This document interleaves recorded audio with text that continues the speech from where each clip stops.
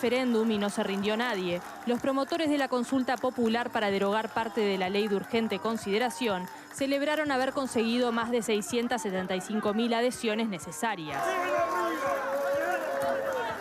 Para el final de la tarde, la comisión dijo tener 797.261 firmas. De esta manera, la campaña que empezó el 29 de diciembre de 2020 llegó a su final. Dirigentes del PIT-CNT, el Frente Amplio y otras organizaciones que integran el movimiento sindical y social celebraron con una caravana que recorrió las calles de Montevideo y que terminó en la Corte Electoral, donde se entregaron más de 300 cajas con 2.500 firmas cada una. Ahora la Corte tendrá 150 días para revisar las firmas y descartar aquellas que sean inválidas. Si después de ese análisis las firmas superan las 670.000, se convocará a la ciudadanía para el referéndum obligatorio, dentro de los 120 días posteriores a la aprobación de las adhesiones por parte de la Corte Electoral. De llegarse, daremos el debate. Ustedes nos han escuchado en campaña electoral, nos han escuchado durante el principio del gobierno, difundir las ideas, difundir el documento, difundir el anteproyecto y después discutir la ley. Insistimos que es una buena ley.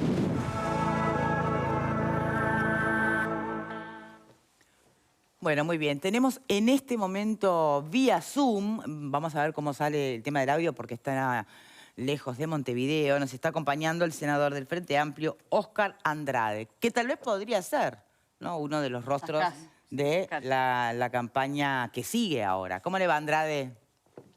¿Qué tal? ¿Cómo estás, Victoria? Un gusto estar con ustedes. Muchas gracias. Se escucha bastante bien, ¿eh? Estamos bien. ¿Dónde está? Estoy en casa, en San Luis. Ta. Bueno, supongo que a descansar un poco, ¿no? Después de toda esta peripecia. En realidad, hoy lo que hicimera fue prensa. Yo, en principio, tuvimos ahí un problema de coordinación. Pensé que era el lunes que me invitaban al programa y había dicho que iba presencial. Me avisaron recién que era hoy. No importa. Pero bueno, un gusto estar con ustedes. Bueno, a ver.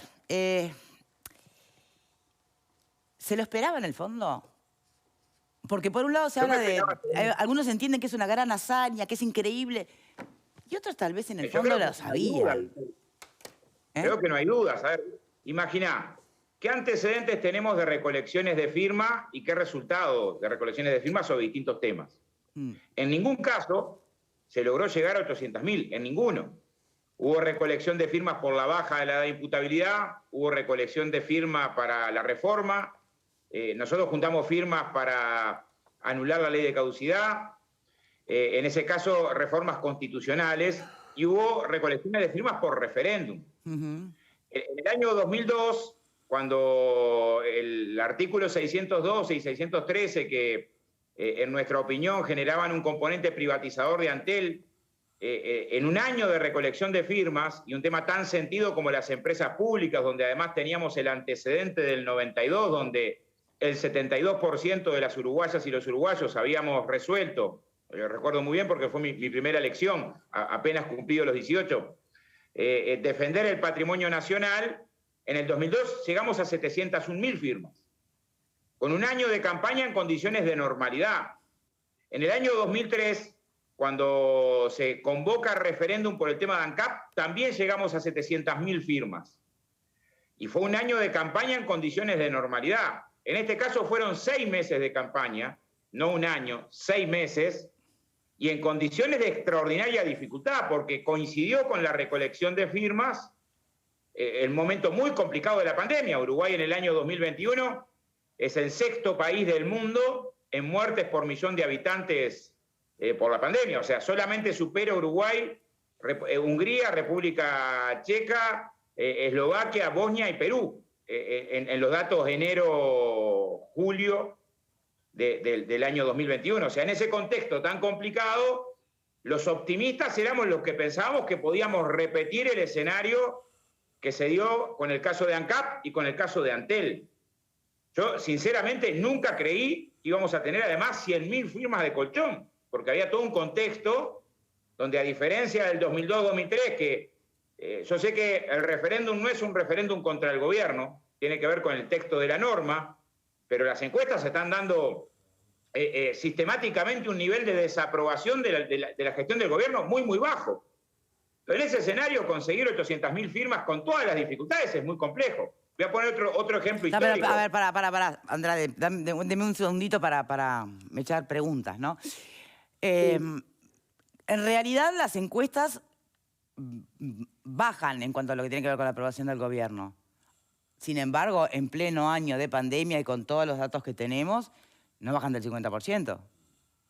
Por eso, cuando hicimos la campaña por Antel y ANCAP, la aprobación del gobierno, ¿no? El otorgamos un 20%. ¿Me explico, Victoria? Perdón. Entonces, las firmas tenían que ver, y vos fíjate que con 700.000 firmas juntadas, cuando llegamos a la hora del referéndum, arriba de un 60% de los uruguayos votó en contra de la ley de ANCAP, y en el caso de Antel no llegamos a la votación porque el gobierno decidió anular los cambios ante las encuestas que daban un apoyo todavía más contundente contrario a esos artículos. Entonces, 800.000 firmas es una tonelada pero complicaciones. ¿Y de qué hablan para usted esas 800.000 firmas? ¿Hablan del éxito de una militancia con todos los motores encendidos, ¿no? Pogo y demás? ¿O hablan de que hay 800.000 personas que no quieren 135 artículos de la LUC? Bueno, yo creo que todos no, es muy difícil. Sí creo que hay aspectos de la ley de urgente consideración que si bien dificultan la campaña, porque es una ley más compleja que normas anteriores, que era más fácil concentrar, pegan distintos lugares. Hay una parte de los uruguayos que de repente están en contra de que se le habilite a colonización que pueda dar tierra sin necesidad de exigir que el colono tenga que ir a trabajar o vivir ahí. Y hay otra parte que lo que puede estar en contra es que el director de inteligencia tenga esa barbaridad jurídica, que es la discrecionalidad de poder ocultar información a la justicia acerca de violaciones de derechos humanos y derogar de forma tácita la prohibición que existía ante esto en la Ley de Acceso a la Información. Y hay otra parte que está en contra de que exista una nueva forma de contrato de alquiler que permita el desalojo por apenas 6 días de atraso, sin considerar que la encuesta continua de hogares nos dice que el alquiler sin garantía era una realidad preexistente a la LUC para cerca de una cuarta parte de los alquileres, sobre todo con mujeres jefas de hogar de las más pobres.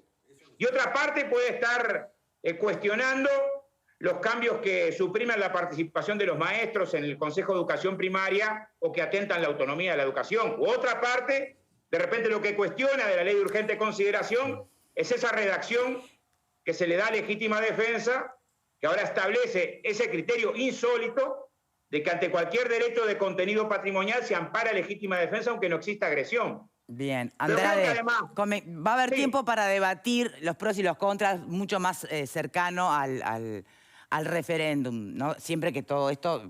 nada indicaría que la Corte Electoral no fuera a dar para adelante, ¿no? En principio sale. Dejemos ese debate, sobre todo porque ¿qué ha pasado? Y eso lo advierte cualquiera. No ha habido instancia de debate ante el relato de quienes están en contra de la LUC, ¿no? Entonces, es necesario confrontar quienes la redactaron y la defendieron con quienes entienden o la interpretan de forma que entienden es perjudicial para la sociedad. Eso va a haber que hacerlo más adelante. Pero a mí me gustaba ahora en este momento, en este contexto, hacer el análisis de... ¿Perdón? Que no ha habido debate porque se negaron sistemáticamente. A mí me levantaron 5 debates en una semana. Yo tenía 3 agendados en radio y 2 en televisión, y los 5, ya me alegra que ahora el senador Da Silva, escuchaba recién, va a participar. Uno era el senador Da Silva. Bien, bueno, pero tiene lógica, ¿no? Intercambio sobre la luz. Pero usted sabe que tiene lógica. No, yo creo que no. Yo te pongo un ejemplo, Victoria. Ahí me tocó defender estrategias la ley hacen de todos lados, Andrade, no me va a decir que no, por favor. En muchísimos debates. Participaría en 500 debates más. Una norma que crees que es positiva, yo creo que enriquece. Es una norma que estaba incluida en un programa de gobierno que votó la gran mayoría. O sea, por lo tanto, ¿por qué tengo que ir a defenderla? Hablo desde el lugar del oficialismo, ¿no? ¿Que la mayoría de los uruguayos votó, sinceramente, crees que la mayoría de los uruguayos votó que el secretario de Inteligencia le pueda ocultar a la justicia información referida a derechos humanos? Eso puede ser una interpretación. A quien no trabaja ni vive ahí. Puede ser una interpretación, Andrade. Lo mismo del alquiler sin garantía. Sí, pero una cosa es decir alquiler sin garantía y otra cosa es que vos generes Vos podés facilitar el alquiler sin garantía, facilitando subsidios del Estado. La idea, nosotros votamos la parte del alquiler sin garantía. lo que nunca se dijo en la campaña, que la contrapartida del alquiler sin garantía era que a los 6 días de atraso en el pago ibas a estar desalojado. 6 días. Que no se te enferme un gurí. ¿Me explico? O sea, la idea de alquiler sin garantía, todos la podemos votar. Pará un poquito, pará. ¿Qué me decís, Pablo? Porque, Oscar, sí, ¿qué? No, quería aclarar un poco la situación esa porque, si bien todavía no vamos a empezar a discutir, que a mí me gustaría empezar a discutir sobre el tema este, Oscar, el tema, vos sabés igual que yo, que el tema este de los 20 días que cambió a 6 días del desalojo, no es que echan a la gente a patadas de la casa. Vos jurídicamente sabés muy bien que se presenta la demanda, te la contestan, demoran 3 meses en darte audiencia. O sea que no son 6 días. El juicio de desalojo demora 1 año, después hay que hacer el lanzamiento, te chicaneo el lanzamiento y en vez de demorar 1 año y medio en que te saque por mal pagador, te saco en 1 año y 3 meses. Los plazos procesales del año, en el caso del buen pagador... Eso es discutible, ahí sí, pero ahí sí, ahí es discutible. Pero lo otro que me estaba diciendo, los plazos son similares. Pero tenemos que discutir, que me parece por eso, que no está bien, informado. vamos a discutirlo. Bien. Es un dato que está en la encuesta continua de hogares que aparte lo encontrás en el plan quinquenal del gobierno. Hay que decirle a la gente cuántos uruguayos alquilan sin garantía hoy. Un 28% de los uruguayos, 72.000 hogares.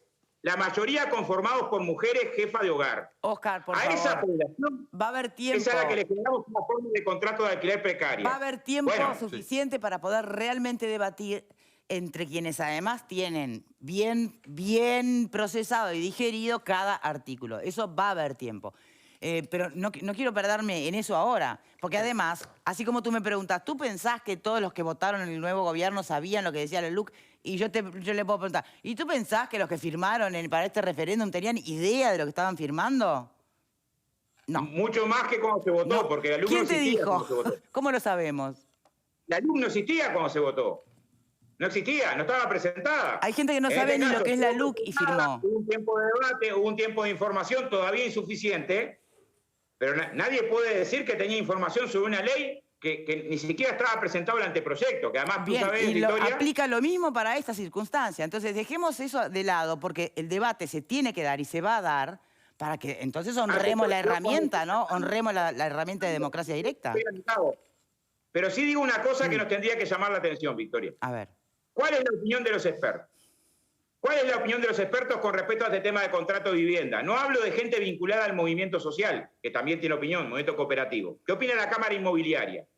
¿Qué opina la Academia? Todos en contra. ¿Qué opinan todos los expertos de los cambios en legítima defensa? Todos en contra. La unanimidad de la Cátedra de Derecho Penal y Criminología. Todos. ¿Qué opinan todos los expertos acerca de la adolescencia en conflicto con la ley penal? Todos los expertos consultados. Todos en contra.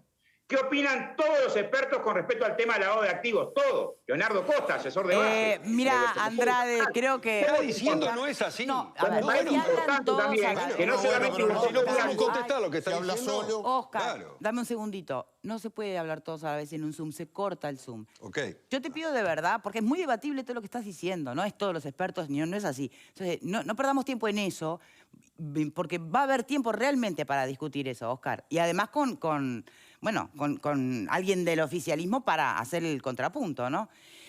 Yo quiero quedarme en el presente, en este momento, en lo que significó llegar a esta cantidad de firmas, en lo que, cambia, hoy planteaba Pepe, cambia el escenario político.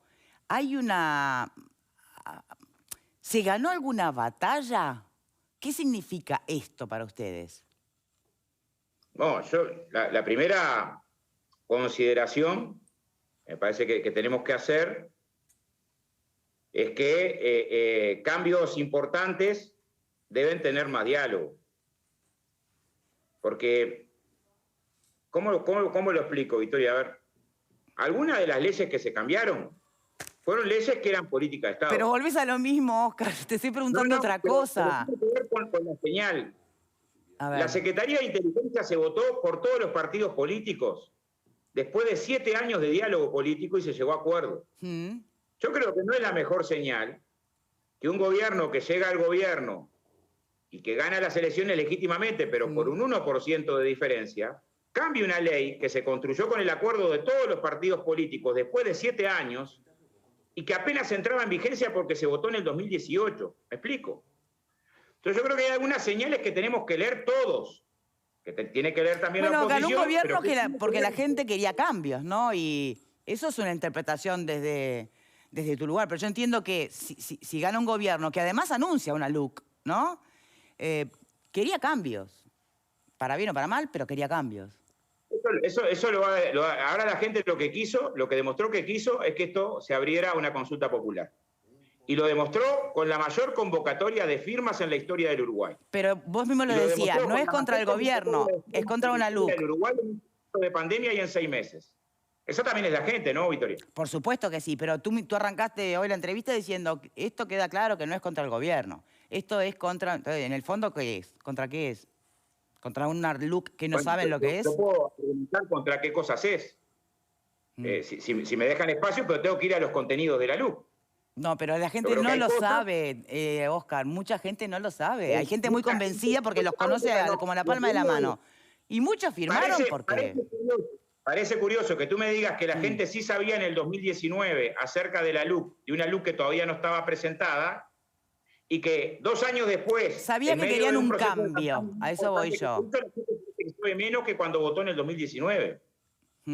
Yo tengo claro que falta consolidar información. Parte de la responsabilidad de consolidar información es que en los medios de comunicación hemos tenido poco espacio para discutir. Yo me gustaría que alguno de los que está en el panel me pueda argumentar un solo aspecto y quedo conforme. ¿Por qué se amputó en legítima defensa una parte del texto donde se sostenía que no podía ser el móvil para legítima defensa la venganza o el rencor? Si alguien me puede contestar eso, yo quedo conforme. ¿Me lo defiende? O sea, la norma decía, no podía ser un móvil para la legítima defensa, la venganza y el rencor, y eso se sacó. En sala, lo que te puedo confirmar, y puedo decir la versión taquigráfica, ningún senador del oficialismo pudo explicar por qué. Ninguno. Bueno, ¿qué estamos diciendo? Cambios tan importantes como estos, en la vida de la gente, no se pueden votar de apuro y menos en contra de la unanimidad de los democráticos como pasó en legítima defensa. Bien, tal vez por obviedad se sacó esa parte, ¿no? Pero bueno, a ver, el punto es que esto es una hazaña política importante, Oscar. Estoy tratando de hablar de eso y tú me... Estoy tratando de hablar de esta nota, que esta nota sea para analizar el valor político de este momento. No los 135 artículos, porque, como tú decís, ni saben lo que votaron ahora, firmaron para el referéndum, ni sabíamos que iba a tener el contenido de salud cuando los que votaron el gobierno nuevo, ¿no? O sea que vamos al análisis del momento, este momento. Como tú planteás, es una hazaña en pandemia. Llegar a esto, ¿qué valor le das a esto? Porque podemos quedarnos en que el valor de la militancia. Mirá, qué valor, no hay que subestimar la militancia. La tiene el Frente Amplio, no la tiene tanto el Partido Nacional, la coalición multicolor, siempre se habla de que son más perezosos. Bueno, supone empezar a manejar por ahí nuevas estrategias, ¿o no? A ver, Victoria, nosotros en el gobierno yo creo que tuvimos muchos méritos y algunos errores. Parte de los errores, quizás en algún momento no haber logrado ampliar la base política, de acuerdo político sobre algunos temas. En algunas cosas se logró, por ejemplo, la matriz energética, en otras hubo dificultades. Yo creo que la señal de los 800.000 personas que firmaron también es una señal de que hay que ampliar la base para la construcción de acuerdos. Y eso que fue un compromiso de campaña electoral muy sostenido por parte del actual presidente, o debe recordar, Victoria, más de una vez sostuvo, no vinimos a cambiar una mitad por la otra mitad, no se articuló de manera eficiente con la forma en la que se están aprobando normas que son muy importantes. En algunos casos, podemos mencionar otras, pero no es el tema, porque estamos intentando no concentrarnos en el articulado, quebrando políticas que habían sido de acuerdo, en algunos casos. Entonces, me parece que también lo que la sociedad está diciendo, o que nos quiere decir, por algo tenemos la más importante recolección de firmas, es necesario que en más temas se logren construcción de acuerdos. Bien, está muy bien, es un análisis válido, por supuesto. Que voy a militar porque se derogue, claramente, la ley. ¿Quién va a ser la cara de la campaña, de ahora en más? No, la cara de la campaña es el pueblo de a pie. Oscar, por favor. ¿Quién va a ser la cara política del escenario político que lleva adelante esta campaña? Porque lo hablábamos al principio. Al principio fue el PIT-CNT. ¿Hoy quién va a ser? Al principio fue el PIT-CNT, un conjunto colectivo feministas, el movimiento cooperativo. Por supuesto que hay muchas organizaciones involucradas, pero la cara visible de quien más hablaba del tema era Fernando Pereira. Si hay que sentar mañana a alguien del oficialismo con alguien de la oposición para debatir el articulado, ¿quién se va a sentar? Eso lo definirá la comisión. O sea, yo creo que tenemos una cantidad importante de compañeras y compañeros en condiciones de intercambiar. Bien. También tratando de que el intercambio sea sano. En el siguiente sentido, Victoria. Yo tengo claro que quienes promovieron algunos cambios no lo hicieron con mala intención. Voy a poner un ejemplo para volver al tema que estábamos hablando de los alquileres. Este cambio en los alquileres pretende que mucha más gente ponga la casa en alquiler porque tiene el beneficio de poder desalojar rápidamente al inquilino y esa lógica de mercado abarate los costos, sea eficiente en resolver el tema de la vivienda. O que puedas acceder a un alquiler sin garantía, que es la realidad de muchísima gente, ¿no? Claro, nosotros sí lo que creemos es que lo que habría que haber hecho es ampliar el sistema de garantías públicas y no haber destinado en el marco de una pandemia apenas $67.000 en el año para subsidio de alquileres. Más cuando tenemos cerca de 30.000 familias que están con problemas en los pagos. 30.000. ¿Y por qué no se hizo eso durante la administración Frente Amplista con todas las garantías y todas las... Se amplió por siempre la garantía de alquileres en los gobiernos del Frente Amplio. No solamente, pero igual, lo de la LUC no es la gestión de los gobiernos del Frente Amplio, que si me invitas a un programa a discutir la gestión de los gobiernos del Frente Amplio en materia de vivienda, podemos arrancar diciendo un dato que está en el plan quinquenal actual, no es información nuestra, que sostiene que había 180.000 hogares con condiciones de precariedad, 180.000 hogares con condiciones de precariedad, y se bajó a 80.000 en los 15 años de gobierno del Frente Amplio. Eso lo podemos discutir, ¿no? Ahora, independientemente de esa discusión que tiene que ver con, y que ahora tuvimos un recorte en la inversión de vivienda, pero yo no voy a discutir en la LUC el recorte en la inversión de vivienda actual de 313 millones a 187, si eso estuvo en alguna parte de la campaña. Lo que voy a discutir es el artículo de la LUC con respecto a... Sí, está claro. No, mi pregunta simplemente era quién iba a ocupar el sillón para el debate, ¿no? Por el lado de quienes están en contra de ese articulado. Como tú me dices, a mucha gente... Compañeros y compañeras que salieron a debatir y a pelarse los talones ahora en condiciones increíblemente adversas. Repito, esta campaña va a ser recordada por lo adverso. Sí, obviamente. Bueno, por eso tiene ese toque épico, ¿no? Obviamente. Ahora, más allá de ese análisis, algo que rechina bastante, Óscar, la cantidad de gente pelotonada, aglomerada en la cebada de las firmas, eso es una... No sé, no hay un... Claro, pero eso, a ver, antes de la llevada de las firmas, hace 3 meses planteamos suspender la campaña hasta que estuviéramos en condiciones de normalidad, así como suspendimos la elección. Y a mí me tocó presentar el proyecto en la coordinación de bancada. Y el argumento de los 3 partidos de la coalición de derecha que nos gobierna fue que no había ningún impedimento para la junta de firmas, sabiendo todos que existen impedimentos para la junta de firmas.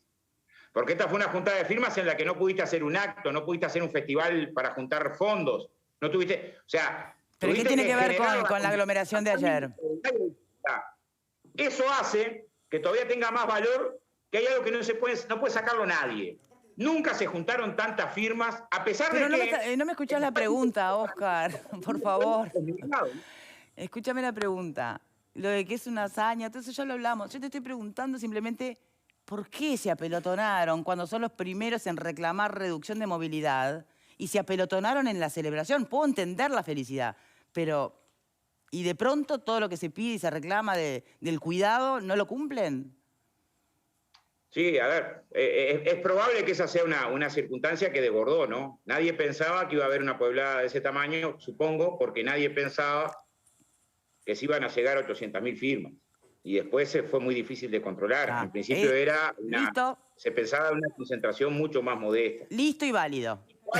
Pero ¿cómo cuesta que contestes una pregunta que te... Cuesta. Estoy tratando de dar una explicación. Yo creo que transformar eso en el eje es querer negar un hecho que es insolayable, ¿no? Repito. Fue la última, dejé la pregunta para el final. No me puede decir que cambio el eje. Arranqué con todo lo demás. Fue el final. Lo que estoy diciendo es que lo más importante en el Uruguay es que se abre un cauce democrático para un debate profundo de temas que nos afectan a todos. Y yo entiendo que haya trabajadores, por ejemplo, que los haya superado la emoción. A ver, la nueva reglamentación del derecho de huelga, en tanto es ilegítimo obstruir cualquier... Trabajadores que no le paguen el sueldo y se manifiesten en la puerta de la fábrica pueden ser despedidos por notoria mala conducta. Y ese es un cambio demasiado radical como para que se acepte sin debate. Y es un cambio que desconoce que más del 90% de los conflictos que atiende el Ministerio de Trabajo se originan en incumplimientos patronales. Entonces me parece que es bueno, y no por casualidad, tuvo la crítica unánime del Instituto de Derecho Penal Laboral de la Universidad de la República. Unánime. Entonces, me parece que también parte de la manifestación es, acá hay cambios que no eran urgentes, pero una cosa es que no sean urgentes y otra cosa es que no sean importantes. O sea, bien, cambiar el derecho de los trabajadores no es urgente, no hay ninguna urgencia. No, pero sobre todo cuando hay tan pocas ocupaciones. Ustedes mismos siempre dicen que lo de las ocupaciones son pero no mínimas en el año. No refiere a la ocupación. La redacción refiere al derecho de huelga, no a la ocupación. No. Al derecho de huelga no pacífico, que no es lo mismo, ¿no? Pero vamos a no debatir esto ahora, insisto. Y si me la explicás, yo quedo conforme. A ver, no me dejan escucharlo. Hay trabajadores que empiezan una huelga porque no les pagan el salario y la empresa decide sustituirlos por otros trabajadores. No te escuché, perdón. ¿Cómo se aplica esta medida laboral? Explícamelo. Pero repetime porque no te escuché. Me hablaban del otro lado. Suponete que los camarógrafos ahí del canal empiezan una huelga porque el canal no les paga. Y el canal decide sustituir a los huelguistas por trabajadores no huelguistas. ¿Dónde está la efectividad del derecho de huelga? ¿Eso pasó en Friopan? Ocupan el canal. ¿Eso pasó en Friopan? Y el canal decide sustituirlos. A ver, perdón, me hablan todos a la vez y encima la productora. ¿Qué pasa? Se nos terminó el tiempo. Que hay que pedir la tarde. Oscar. La hubiera venido bien. Esto seguro debe esta parte final. Una cosa no tiene por qué ser directamente vinculada con manifestaciones que no sean pacíficas. Ocupar la empresa tampoco me parece correcto, en tanto hay otras personas que están trabajando. No estaban hablando de ocupar la empresa, estaban solamente haciendo una huelga en reclamo del salario. Mi ejemplo fue empiezan una huelga en reclamo del no pago de salario. Te puedo poner no ejemplos teóricos. Ahí va, porque hay que bajarlos a la práctica. Te propongo hacerlo. Puedo pasar un ejemplo de una obra en La Mansa donde la empresa sustituyó a todos los trabajadores que estaban reclamando el salario por una cuadrilla distinta. ¿Cómo aplica el derecho a la huelga ahí? Bueno, ¿venís a estudio la próxima vez? Claro que voy a estudio. ¿Sí? Y me encantaría encontrar una aplicación para que se entienda por qué había un montón de gente que estaba muy contenta de hacer con que se abra cabo. Oscar Andrade va a empezar a hacer la cara de defensa de la campaña para el no a la LUC, a partir de este momento, ¿no? Bueno, yo a partir de que se definió que íbamos al referéndum no paré a hacer otra cosa que tratar de convencer de que era importante para el Uruguay que esto lo definiéramos en clave democrática. Ojalá en este programa podamos ser escenario de ese debate tan necesario. Ojalá que así sea. Oscar, muchísimas gracias por tu tiempo. Bueno, gracias a ustedes y les mando un enorme abrazo. Igualmente, chao, chao. Pausa y ya venimos, nos fuimos al diablo en tiempo, perdón producción, ya venimos.